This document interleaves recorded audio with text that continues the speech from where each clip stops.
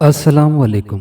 दिलचस्प और खौफनाक कहानियों के लिए चैनल को सब्सक्राइब कर लीजिए और घंटी के निशान को दबा दीजिए ताकि हमारी अगली वीडियो का नोटिफिकेशन आपको बर वक्त मिल सके। मेरा नाम मौलवी मोहम्मद नवाज़ है और मैं कस्बे जलालपुर में बच्चों को कुरान करीम पढ़ाता हूँ और इसके साथ ही दुनियावी तालीम का ट्यूशन भी बच्चों को देता हूँ, और वो भी फ़ी सबीलिल्लाह। क्योंकि मेरा नज़रिया यह है कि दीनी तालीम के साथ दुनियावी तालीम भी बहुत ज़रूरी है।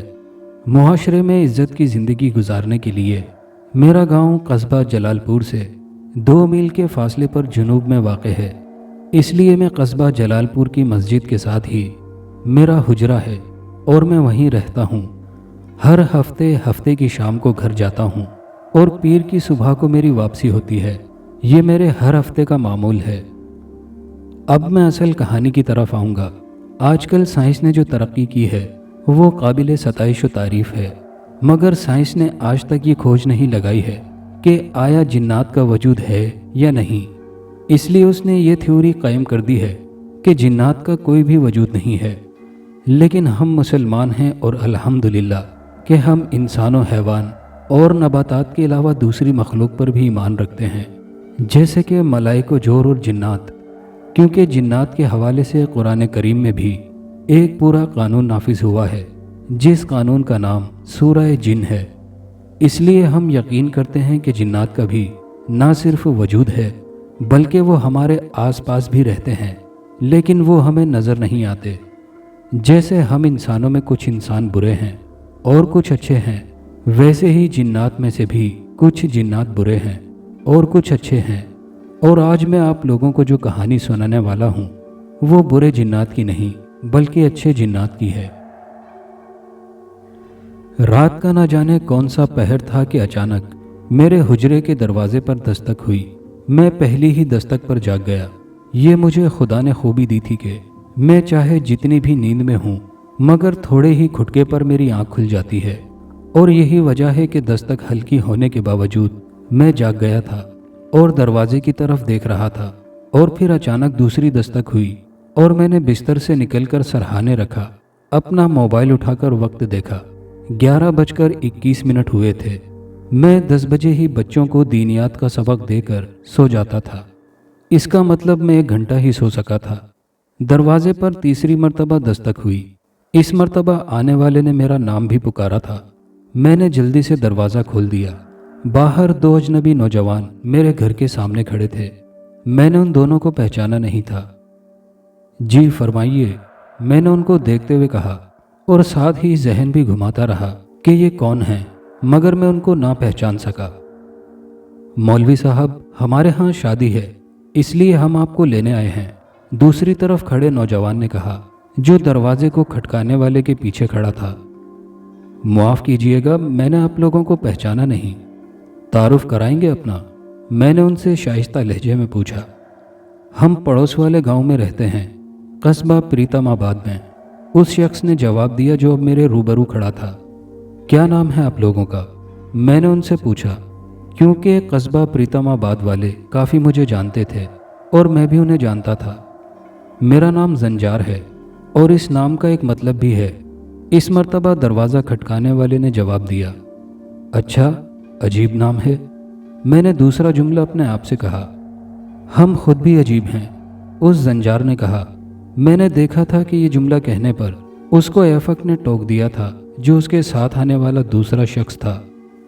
जी, मैं किताब उठाने जा रहा था। मुड़कर पूछा, जी? कुछ नहीं, इसने कहा कि जल्दी चलें, हमें देर हो रही है। एफक ने जल्दी से जवाब दिया और जंजार की तरफ देखा। हाँ हाँ चलो जी, मैंने किताब बगल में डालकर कहा।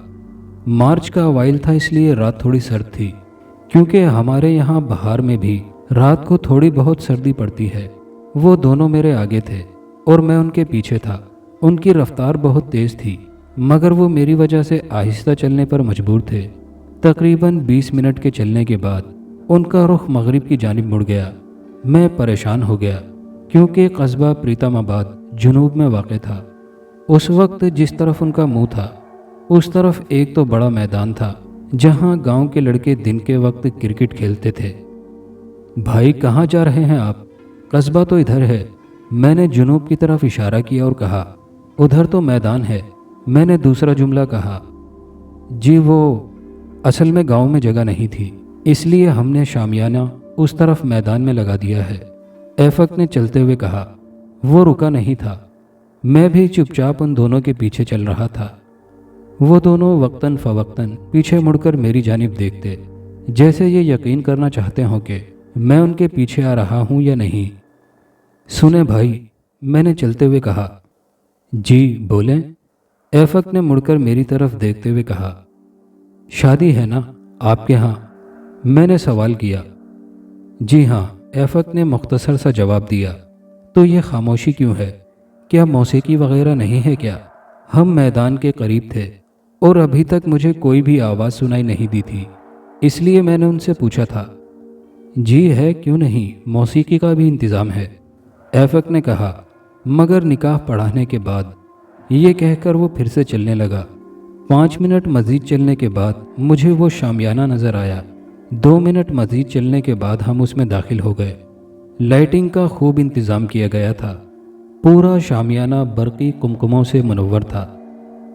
खुशामदीद मौलवी साहब। मैं चारों तरफ अजीब नज़रों से देख रहा था कि मेरे कानों में एक आवाज़ आई। मेरे सामने शलवार कमीज़ में मलबूस एक शख्स खड़ा था। मैंने उन दोनों की तरफ देखा। ये दूल्हे के बाप हैं। जंजार ने मुझे अपनी तरफ मुतवज्जो पाकर कहा। और इसका नाम सरदार मानस है। उसने दूसरा जुमला कहा। मानस? मैंने ज़ेरे लब कहा। जी। आइए मौलवी साहब, मैं आपको ले चलता हूँ, उसने कहा। और तुम ख्याल रखना मेहमानों का, कोई चीज़ चाहिए तो पूछो उनसे। दूसरा जुमला उसने एफक से कहा और आगे चलने लगा। मैं भी उनके पीछे चलने लगा। ये हैं दुल्हन के बाप, शर्मक साहब, उसने एक शख्स की तरफ इशारा करके कहा। मैंने मुस्कुराकर उसकी तरफ मुसाफे के लिए हाथ बढ़ाया तो उसने मेरा हाथ गर्मजोशी से पकड़कर हिलाया। मैंने वाज़े महसूस किया था कि उसके हाथ गैर मामूली तौर पर गर्म था, मगर मैंने उस तरफ ध्यान नहीं दिया। मैं हैरान था और मेरी हैरानगी की वजह यह थी कि मैंने उस शामियाने यानी टेंट में अभी तक प्रीतमाबाद कस्बे का कोई भी फर्द नहीं देखा था। सबके चेहरे मेरे लिए अजनबी थे। इसका जिक्र मैंने शर्मक साहब से भी किया। ओह, तो आप इसलिए परेशान हैं, उसने कहा और एक लड़के को आवाज़ दी और करीब आने पर उससे कुछ कहा तो वो वहाँ से चला गया। थोड़ी देर के बाद मैंने नज़र साहब को आते हुए देखा। नज़र साहब की परचून की दुकान थी। उसके बाद अहमद खान मिले और शेरदिल, गुलाम अली और शाहिद अली भी मिले। फिर जाके मुझे इत्मीनान हुआ। नज़र साहब, आपकी दुकान कैसी चल रही है? मैंने नज़र साहब से सवाल किया। दुकान अच्छी चल रही है, नज़र साहब ने जवाब दिया। आप बताएं शेरदिल साहब, ज़मींदारी के बारे में, मैंने पूछा। तो वो मेरी तरफ इस तरह देखने लगा कि मैं कोई अजूबा हूँ।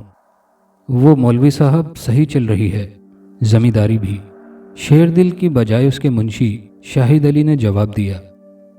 चले मौलवी साहब, निकाह पढ़ाएं, एफक साहब ने आकर कहा। जी चलें, मैंने कहा और जाकर उनका निकाह पढ़ाया। उन्होंने मुझे मिठाई भी दी और निकाह पढ़ाने के पैसे भी दिए।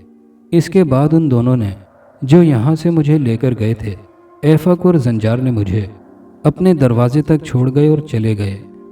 मैंने जल्दी से वज़ू किया और सोने की तैयारी करने लगा। वज़ू करके जब मैं बिस्तर पर लेटा तो जहन में ख्याल आया कि देखूं तो सही वक्त कितना हुआ है।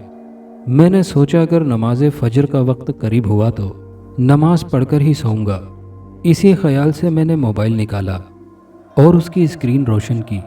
जब मेरी नज़र वक्त के हिंदसों पर पड़ी तो मेरे औसान ख़ता हो गए, क्योंकि उस वक्त 11:48 हुए थे, जबकि मैं 11:21 पर उठा था और फिर कस्बा प्रीतमाबाद यहाँ से आधे घंटे की मुसाफत पर था, यानी आने और जाने के लिए 1 घंटा दरकार होता। लेकिन यहाँ माजरा ही अलग था। सुबह मैंने अहमद खान, नज़र अली, शाहिद साहब और शेरदिल से भी पूछा, मगर वो लाइल्म थे। مگر جب میں مٹھائی اور نکاح کے پیسے دیکھتا تو مجھے یقین ہو جاتا کہ یہ میرا وہم نہیں بلکہ یہ شادی ہوئی تھی۔